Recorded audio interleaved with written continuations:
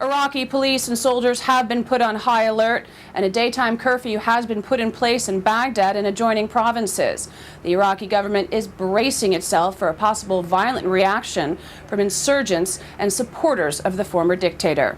In Baghdad, Courtney, Kealy, Fox News. The Pakistani embassy here would not comment on what are called speculative reports on intelligence matters. But after denying Pakistani involvement, Pakistan's security advisor Mahmoud Ali Durrani just admitted that Pakistani nationals may have had a role in the Mumbai attacks. This admission is likely to lead to further international pressure on Pakistan to extradite the suspects to India or try them in Pakistan. In Washington, Courtney, Kealy, Fox News. On the streets, they want to know what it means for Iraq. They want to know if Obama is going to withdraw troops. They want to know when, and they want to know how it's going to affect them. That's their main concern. Jane, I can tell you that this is kind of one of the soft targets that's really a hallmark of al-Qaeda or other extremist groups. They go after people who are looking to reconcile. They go after women and children. They go after Iraqi policemen like they did 2 days ago where they killed nearly 30. And today they went after Sunni and Shiite tribal sheikhs who are trying to reconcile. Well, that's the big question. How endemic is the corruption, and why, when I go to Basra, do I see people literally living in fetid poverty, abject conditions while they're sitting on oil? Some people say, now the Minister of Oil is saying they might even have more reserves in this country than Saudi Arabia, it might turn out, and still people are living in just terrible neglect. He denied that Reid himself deliberately chose not to list any African Americans on his list of preferences for the Senate seat vacated by President-elect Obama, and that for anyone to suggest that this is racial is part of the Blagojevich spin. So Shannon, Roland Burris says he's still planning on flying here tomorrow. He's hoping the legalities will be worked out in time for him to be sworn into office and take his Senate seat on Tuesday. They're worried and trying to cover their costs, and they're insured. But with the financial crisis, with the high premiums, with the high copays, and with Medicare not reimbursing the clinics enough, it's a really big problem right now. It's a recipe for disaster in that case. Thank you, Courtney, very much. Julie, President Obama continues to champion a public plan. He says the only lines he draws in the sand are that the plan must cut costs and it must alleviate the burden for the uninsured and the underinsured. Julie. This is Dora. This is one of the hottest, most dangerous neighborhoods in Baghdad right now. The kind of place that the surge is supposed to help contain and bring the violence level down. It's precarious at best because they're making sure they don't step on any pressure-plated IEDs. They're walking in single file, tracing their steps. This was the first constant presence established inside Sadr City. Now, the American forces moved in here and are living side by side with Iraqi security since March. It's part of the surge. This past spring, Mahdi militiamen battled American and Iraqi troops. After a ceasefire, the Iraqi army took up positions throughout the neighborhood. Al-Mahdi commanders went into hiding, and their loyalists stopped fighting. While Sadr is still regarded by many as an uneducated thug, according to a top U.S. official in Baghdad, he has apparently spent most of this year studying Islam in the holy Iranian city of Qom. It may be that appearing less brutish and more bookish could invoke his father's pious intelligence and help earn him the continued devotion from his extremely religious followers. Muqtada al-Sadr's father was assassinated by Saddam Hussein along with 2 of his sons, but he's still revered by many Shiites as an almost messianic figure. His image, although faded and bullet-scarred, still looms over the Shiite slum of Sadr City.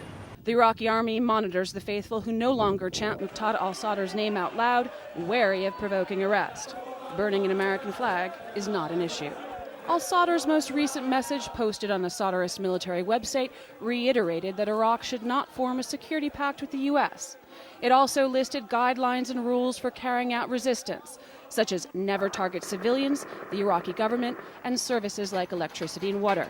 And there are reports that at this week's Friday prayers, the Mahdi army will announce a new focus on education, religion, and social justice. This could be a way to capitalize on Prime Minister Maliki's unfulfilled pledge of $100 million in aid for Sadr City, and an attempt to dissociate his movement from the criminal militiamen who created soaring inflation. Prices have dropped. A canister of cooking gas is now less than $7, down from $20.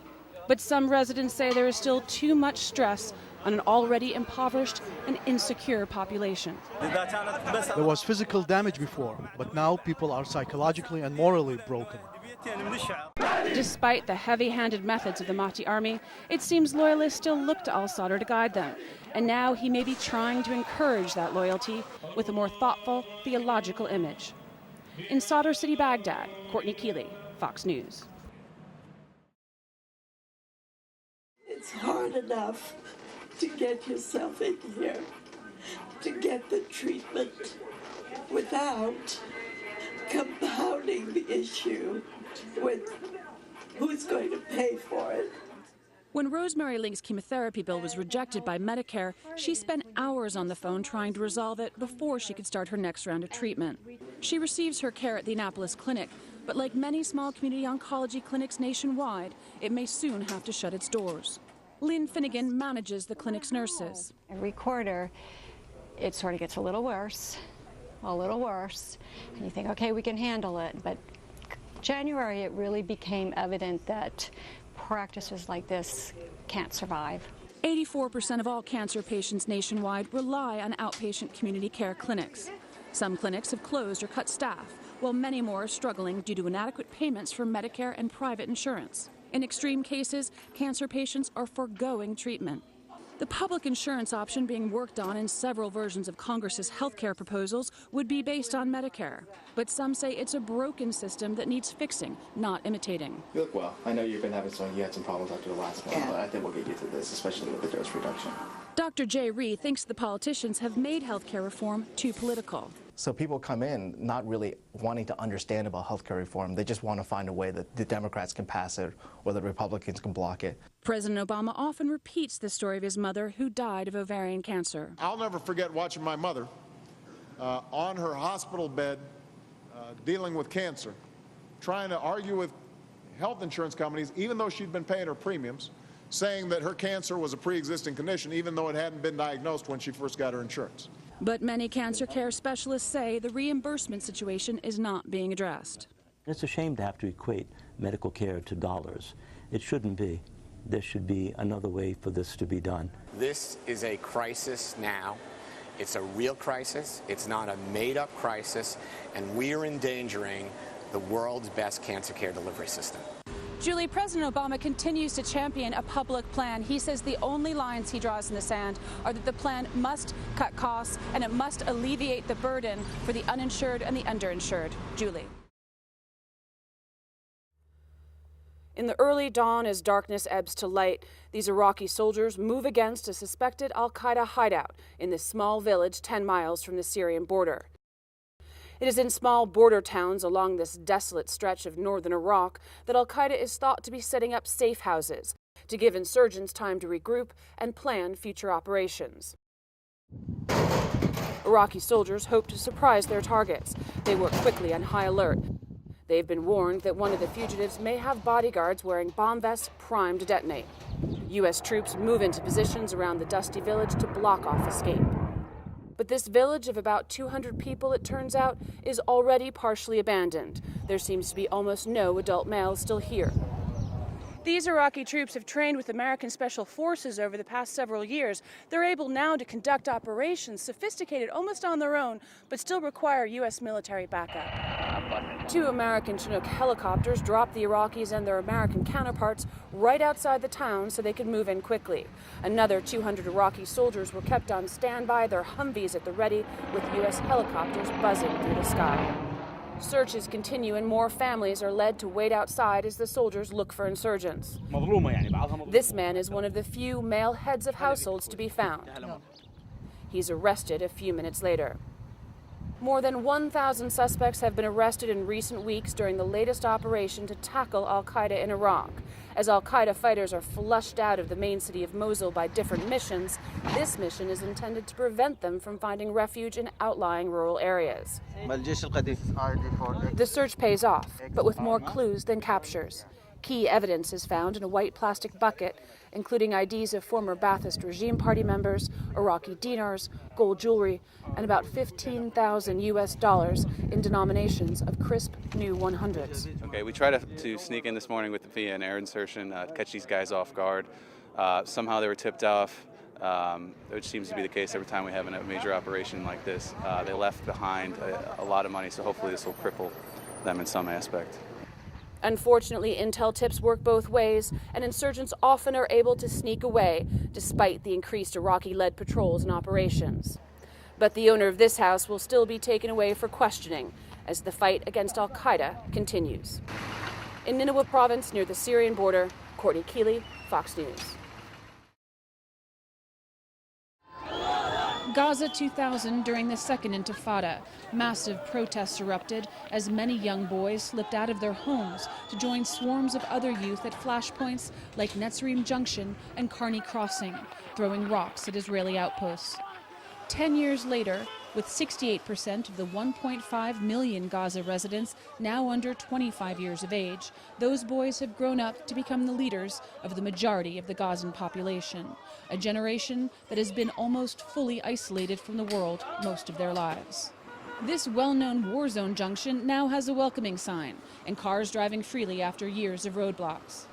With the Israeli settlements long gone, this once flashpoint for Palestinian resistance has been reduced to yet another dusty Gazan road. But after the Israeli government took out all its settlements, Hamas soon took over. Tactics changed, and rocket attacks into southern Israel ratcheted up tensions that ultimately exploded in the Gaza war in the winter of 2009. The boys of the Al-Aqsa Intifada, now young men like many in Gaza, still believe in violent protest, but others have changed their minds. Mohammed Zahar, who used to throw stones daily and still has the photos of himself as a 17-year-old militant, says, "I grew up and realized weapons aren't the only way to fight, that education is a better way." Now a grammar school teacher, he shows his younger brothers the photo of himself he now holds most dear, his graduation day holding his diploma. But not all has changed. Ahmed's cousin, killed during the uprisings, became a poster child of the Al-Aqsa Intifada. As a 24-year-old Hamas policeman, he keeps the martyr posters of his brother, a sniper with Hamas's Izzadin al-Qassam brigades, killed by Israeli soldiers, on display. He says he intends to fight in the future, believing the only way forward is revenge for the blood of the Palestinian people. Now with Hamas in control, over 50% of the population is unemployed. The majority of Gazans are dependent on international aid, and industry and manufacturing remain at a standstill, with a question looming: is a prosperous peace more out of reach than ever before? In Gaza City, Courtney Kealy, Fox News Radio.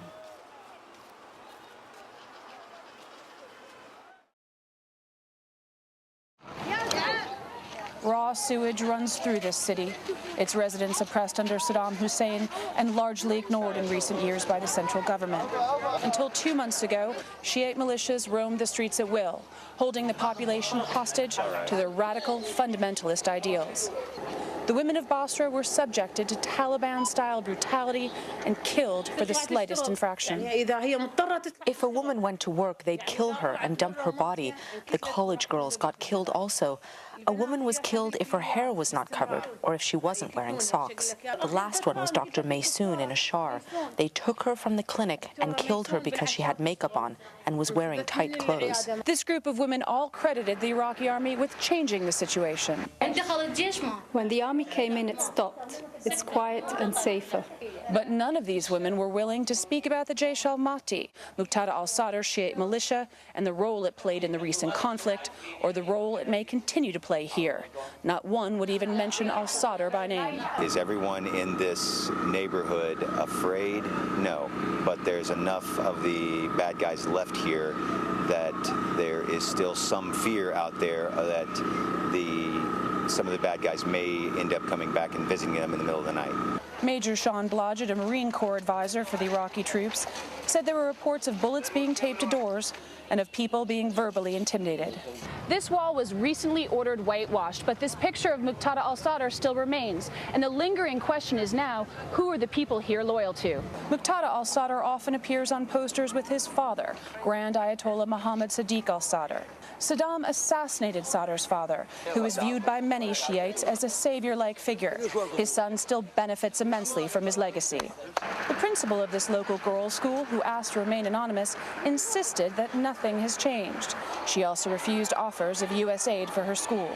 We do not notice large difference between the two situations. 6 months ago and now? I think it's a bit little. Residents remain wary that the militias might come back. They don't yet completely trust the government or that the Iraqi army will remain here. But with each day that passes, people here can feel a greater sense of security. And for the first time, many can at least begin to hope for the future they have been so long denied. In the southern city of Basra, Courtney Kealy, Fox News.